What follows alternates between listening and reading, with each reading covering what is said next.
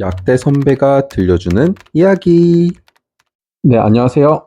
오늘 강의는 지난 고혈압 1번 강의에 이어서 지난 고혈압 1번 강의 때 제가 어떤 걸 설명드렸죠?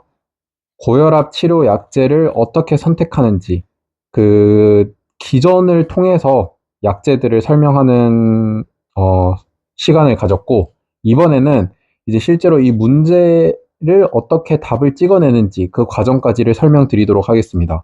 지난 시간과 마찬가지로 화질은 가장 좋은 화질, 그러니까 화질에 들어가셔서 고급 설정에서 2160 픽셀을 설정을 하심으로써 이제 작은 글씨도 뚜렷하게 보실 수가 있으니, 네, 설정을 이렇게 해서 시청을 해주시길 바라고요. 자, 이제 설명을 들어가자면 어, 현재 환자 같은 경우는 고혈압을 진단받았대요. 그래서 혈압 조절을 위해서 적절한 약물을 고르라고 했습니다. 그러면 일단 고혈압에 해당하는 약제, 제가 지난 시간에 설명드렸던 ACE 이니비터, ARB, CCB, 다이아자이드 인욕의 베타블로커가 있습니다. 지금 이런 개별적인 약들이 좀 너무 어렵게 느껴진다 하면, 이전 고혈압 1번 강의에서 이러한 약들에 대해서 대략적인 기전들을 그림을 통해서 설명을 자세히 했거든요. 그래서 그 영상을 한번 참고해 보시고, 다이아자이드 이뇨제 같은 경우는 지난 시간에 설명을 안 했는데, 왜냐면 이거는 이뇨제로 또다시 추가적인 설명이 가능합니다. 근데 이거는 75회 이전에 기출된 거에서 또 다이아자이드 이뇨제에 해당하는 그 자체적인 문제가 있기 때문에 자세한 설명은 그 문제에서 제가 설명을 드릴 거고, 일단은 고혈압 1차, 그러니까 혈압이 140, 90을 넘어가면 쓰는 1차적인 치료제는 다음과 같다 라고 이해를 해주시면 되겠습니다.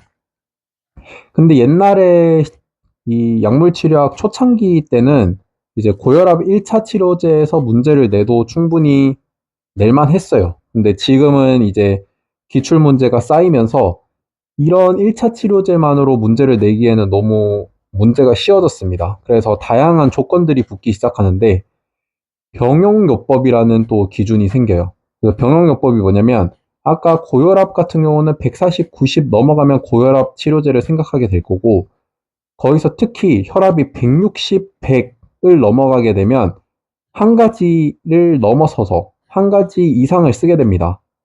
그럴 때, 그러니까 두 가지 이상을 쓰게 되는 거죠. 그럴 때 문제를 봤을 때, 이 환자가 160, 100을 넘어간다는 걸 확인할 수 있죠. 그러면 이 환자는 고혈압 1차 치료제에 머무는 게 아니라 이제 병용요법을 생각해 줘야 됩니다.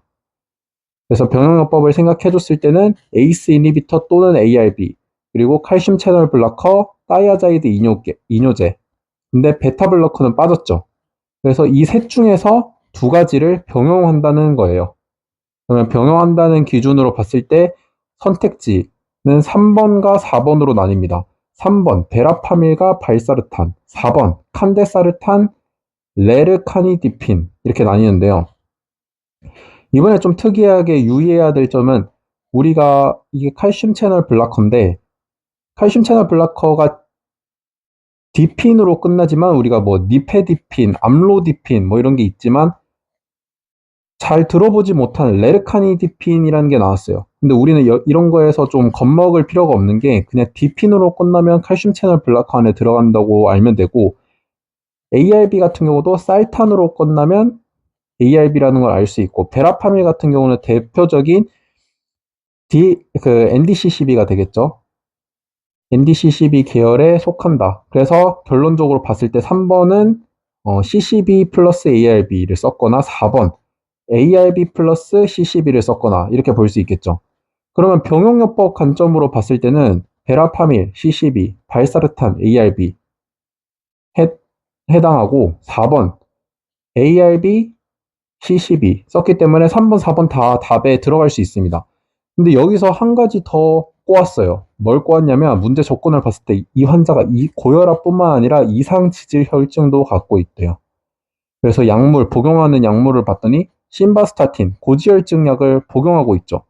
여기서 한 가지 더 이 3번, 4번 중에 걸을 수 있는 조건이 하나 더 생깁니다. 그것은 바로 약물 상호작용인데요. 요즘은 약물 상호작용을 굉장히 많이 건드려요. 그래서 대표적인 약물 상호작용을 봤을 때 스타틴 계열, 심바스타틴, 로바스타틴, 아토로바스타틴 같은 경우는 동일하게 고지혈증 약 중에 CYP3A4의 기질입니다. 그래서 기질이라는 게 뭐냐면 이제 이 심바스타틴, 로바스타틴, 아토로바스타틴이 간에 있는 CYP3A4에 의해서 대사가 된다는 거예요.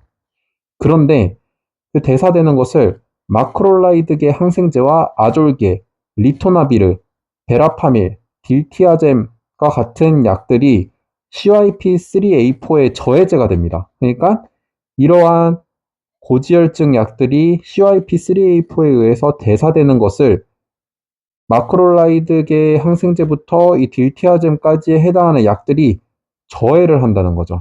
저해를 하면 어떻게 될까요? 일단 이 해당 세 가지에 해당하는 이 고지혈증 약들은 근육병의 위험을 높입니다. 근데 만약에 이게 대사가 되면 그래도 그나마 근육병의 위험률이 좀 적어질 텐데 이게 대사되는 걸 이 해당하는 약들이 같이 먹어버리면 이거를 저해를 해버리니까 이 고지혈증 약들의 혈중 농도가 상대적으로 높아지겠죠. 높아지면 상대적으로 스타틴에 의해서 유도되는 근육병의 위험성이 더 높아집니다. 그렇기 때문에 우리가 이 위에 있는 심바스타틴, 로바스타틴, 아토로바스타틴과 이 아래 저해제에 해당하는 약물을 같이 병용하면 안 된다고 알고 있어야 됩니다. 그래서 만약에 그러면 이 세 가지 스타틴의 농도가 높아지는 경우에는 근육병이 생기면 어떤 증상이 나타나냐 봤을 때 근육병은 점진적인 근력 감소로 인해 보행 능력 상실, 호흡 근력 약화, 심장 기능이 약화됩니다. 그래서 주의를 해야겠죠. 그래서 문제를 다시 돌아와 보면 3번의 베라파밀 같은 경우는 기존에 복용하고 있는 심바스타틴과의 약물 상호작용이 있기 때문에 3번을 제외할 수 있게 되고 4번을 답으로 고를 수 있게 됩니다. 그리고 요즘은 약물 상호작용도 굉장히 많은 것들을 외워두고 있어야 되고 마찬가지로 또 한 가지 잘 나올 수 있는 게 병용요법에서 권장하지 않는 조합이 있습니다. 가령 ACE 이니비터 ARB와 베타블러커를 쓰는 경우 병용으로 인한 추가적 효과를 기대할 수가 없습니다. 그리고 2번 다이아자이드계 이뇨제와 베타블러커를 쓰는 경우에는 이 다이아자이드계 이뇨제의 부작용 중에서도 이상 지질혈증과 혈당이 높아진다는 부작용이 있고요. 베타블러커도 마찬가지로 이상 지질혈증과 혈당이 높아지는 부작용이 있습니다. 그래서 이 두 가지를 같이 써버리면 그 부작용이 극대화되는 그 부작용이 생기겠죠. 그래서 두 가지를 병용하는 걸 추천하지 않고 마지막 3번으로는 에이스 이니비터와 알리스키렌 같이 쓰는 경우에는 말기 신부전과 뇌졸중의 부작용이 높아지기 때문에 두 가지를 병용하는 것을 추천하지 않습니다. 알리스키렌 이거 뭔가 처음 들어본다 하면 안 되죠. 왜냐하면 제가 고혈압 1번 강의에서 이미 알리스케린이 어디에 작용하는지 설명을 드렸습니다. 이게 약물 치료학적으로는 뭐 별로 많이 보이지 않아서 간과할 수 있는 약물인데 이런 건 이제 어디서 출제가 될 수 있냐 하면 약물학에서 출제가 됩니다. 그러니까 쉽게 말해서 약물 치료학에서 잘 볼 수 없는 약들을 약물학에서 문제로 낸다고 이해하시면 되고 그러니까 제가 약물 치료학 강의를 할 때 웬만하면 약물학에서 또 나올 수 있는 문제까지 이런 방식으로 같이 계속 설명을 드리도록 하겠습니다.